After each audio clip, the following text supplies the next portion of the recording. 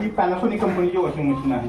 ठीक आहे. त्यामध्ये ना बेल्ट तुटला आहे. बेल्ट तुटायचं कारण हे आहे की आतमधला जे वॉशिंग मशीनचा ड्रम आहे ना तो पूर्णपणे जाम झाला आहे. जे की आतमध्ये पूर्ण जाम क्षारने ना जाम झालेला आहे. पाठीमागचा स्पायडर त्याचा तुटल्या कारणामुळे ना तो जाम होतो. ठीक आहे. टब क्लीनचा पावडर जर रेग्युलर जर वापर केला कुठल्या कस्टमर सर्वांनी तर तो हा प्रॉब्लेम येत नाही. पाण्याचा क्षार जास्त झालेल्या कारणामुळे ना आतमध्ये जे का ड्रमचे जे कॉम्पोनंट्स असतात त्याला पूर्णपणे क्षार पकडतं आणि ते गंज पकडून ते खराब होतं. शक्यतो टब क्लीनचा पावडर जर वापर वारंवार केला आपण तर चांगलं आहे. कमीत कमी 2 ते 3 महिन्याला कंपल्सरी वापर केला तर मशीनला आपल्या काहीही प्रॉब्लेम येणार नाही. ठीक आहे.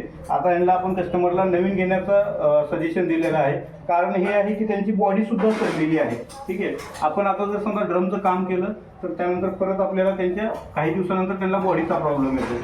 त्यामुळं आपण शक्यतो हे एक्सचेंज केलेलं चांगलं. जसं की आता आपल्या सोलापूरमध्ये इलेक्ट्रो येणार आहे. इलेक्ट्रो व्हिब्रेशन चालतं त्यामध्ये तुम्ही एक्सचेंज करू शकता. ओके. थँक्यू.